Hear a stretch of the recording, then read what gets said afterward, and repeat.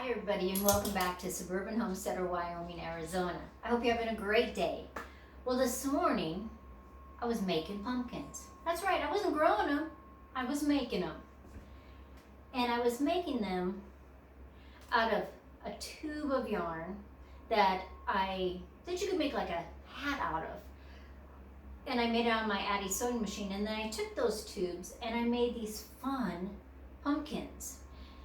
And I used, it's like faux leather, it's not real leather, and I used my picking shears and I made the stem, and then I hot glued a leaf on there, and I just love them. I like to try color, and I did them in a lot of different colors. Like this is a little bit smaller, still multiple colors, and I really thought they were fun. Now when I went to do my one that had a lot of colors, which aren't really pumpkin colors, but I don't really care, I painted part of the leaf so that it would have some colors that would match. And I thought I would just draw it in. Now these come in, like this is my smallest one, and I did 50 rows. These ones are a little bit bigger, and I did 60 rows. So anywhere between 50 and 60 I thought was a great size for a pumpkin. Now this one was bigger.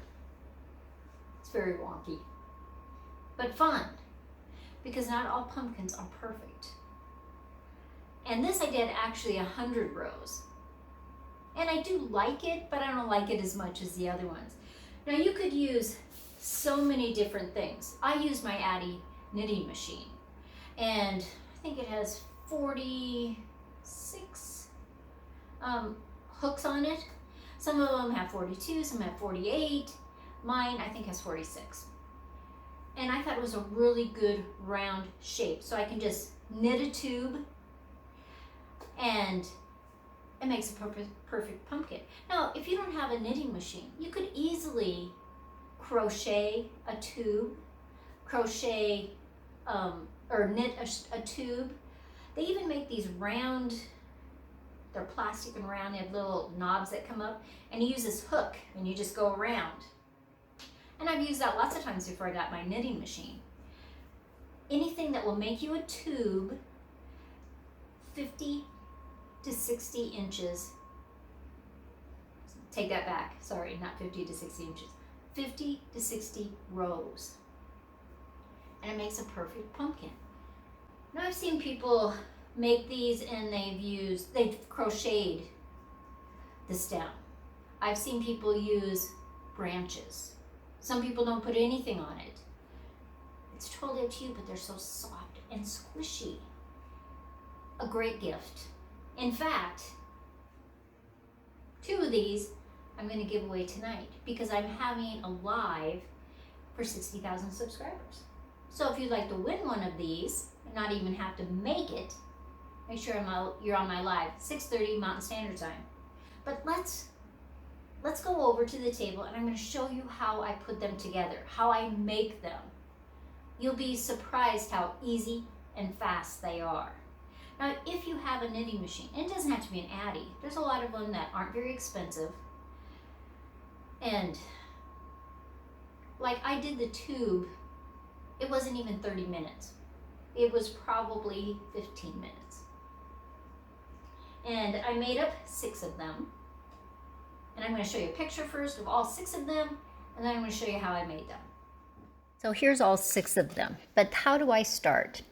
I first put a large knitting needle through the hole because I've sealed up the bottom.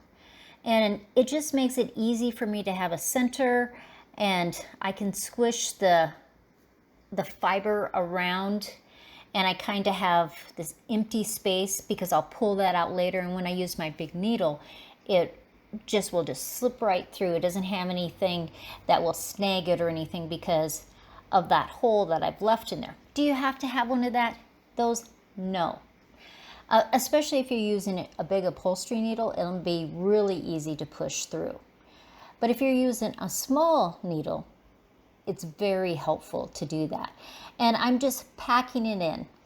And I try to go from one side to the other side and then back again. I'm trying to figure out how much I need because I want it full, but I don't want it so tight that when I do my ribs of my pumpkin, you see a lot of that fiber in there. So you don't want to stretch it too much. And so I'm just going to keep adding those in there.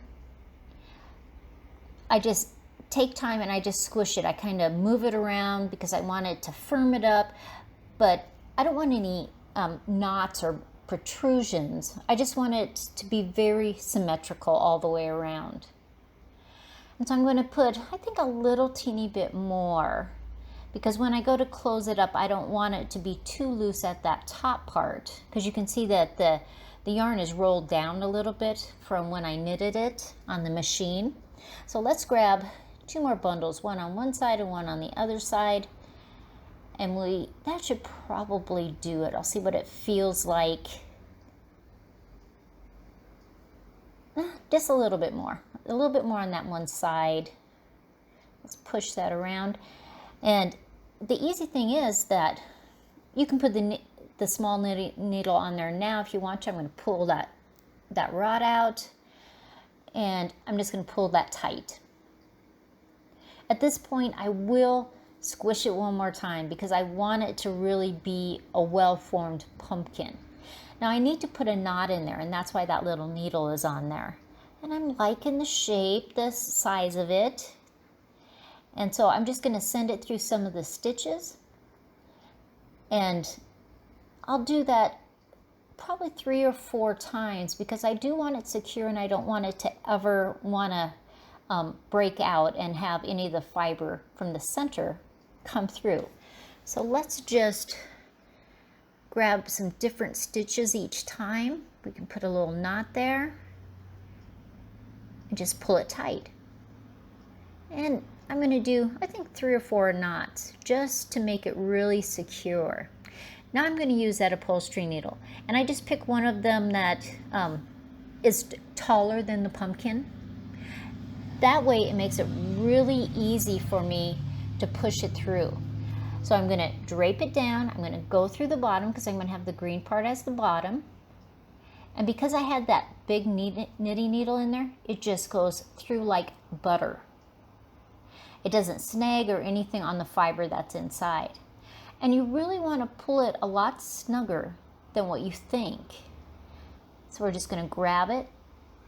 And I like to have 8 ribs. So I'm going to go around and I'm going to just go from the outside, go to the bottom, pull it up through the center. And I don't cut either of the ends off beforehand because you never know if you're going to run out of yarn and maybe you don't have all of your 8 ribs all the way done. Sometimes the thread will come off, the yarn will come off, and you just rethread it. So let's go from the bottom again. And as you go, you can adjust your ribs. Like if one of them is a little wonky, you can easily do that because you haven't pulled it all the way and knotted it yet. Now you see, I don't have enough to finish my 2 last ribs.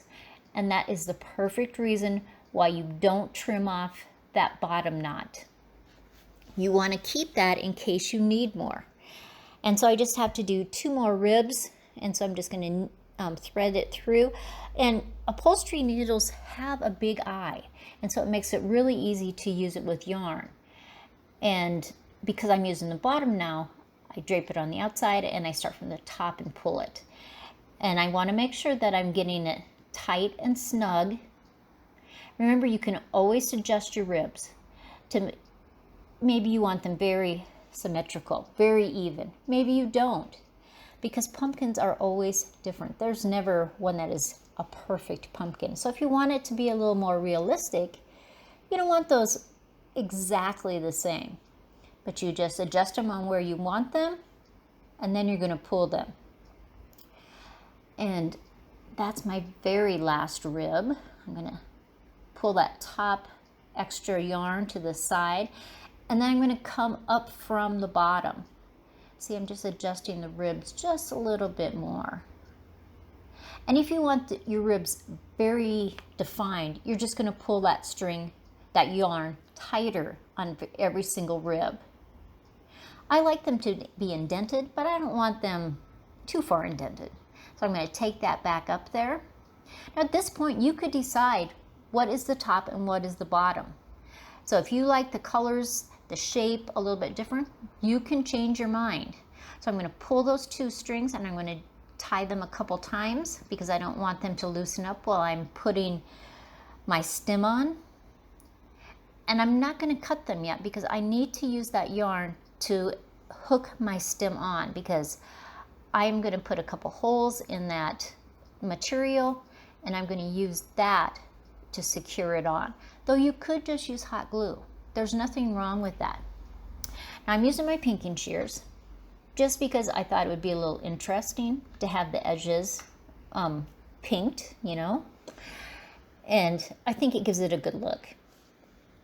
Now, your upholstery needle will go through that. But if you happen to have this little tool, it punches holes in belts, you can use that and it can make perfect little holes. And you just adjust the size to what you want, and I just squeeze it tight. And I am going to make holes in my different stems that I have. And it's just a matter of squeezing. I twist it a little bit, make sure that it's going to come all the way through. So now I'm going to use the little needle again, and I'm going to use the yarn string that is the longest because it just makes it easier for me. So I'm going to send it through those 2 holes. It's folded in half, and I'm going to grab a couple stitches, some of the pumpkin, and I'm going to just send that through, being careful that I don't grab any stitches on the outside. I just want those very center ones. Then I'm going to go back through those 2 holes, grab a couple stitches, and go back again.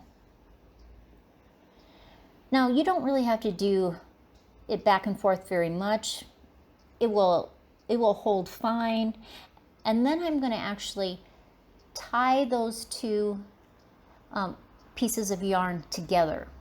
You know, because I have my 2 ends that are now both on the top. And so I'm just going to tie those together, and then I'm going to hide those. So I'm going to hide them. I just pull them through a section, pull it a little taut, and then trim it off. Now I'm going to put a leaf on. Now I could put several leaves on. You know, I could do this combination of 3, but I find that kind of distracting from the pumpkin. So I'm only going to use 1 of them. And I'm going to hook that on with a hot glue gun. And I'm just going to put a little bit of a dot there, kind of twist it around. And I'm actually going to put it in between the 2 layers of the stem. So it's not actually hot gluing onto the yarn. And I think it will adhere a lot better. And there's a little bit of wire in those leaves, and so it's really easy to just bend them. And you have a perfect pumpkin. I just love those. I love the variegation of the color of the yarn. Now, when I go to do this pumpkin, those leaves don't really match. I mean, they're okay, but they don't really match a lot. So an easy way to fix that is to add some paint to them. So I'm going to slide that over. And it has some light blue in that yarn combination. And so I'm going to use that to add onto that yellow leaf. And it will also work with the red leaf. There's an orange leaf, and I think it will just draw the colors because there are some subtle colors of the leaves in there that you don't really notice. So always make sure you shake up your paint because it kind of separates. And if you have a new brush, always play with the bristles because there's a starch that's on there that you want to break apart. Now I'm only going to use a little bit of paint, not a lot of paint. And so I'm going to start with the edges and I'm going to work my way, and I am going to put some in the center.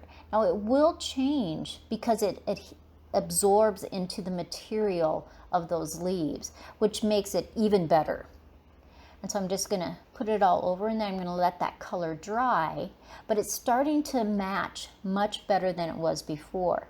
Now after I got all 3 of those done, I decided that I needed a little black in there. So here we are with all the pumpkins put together.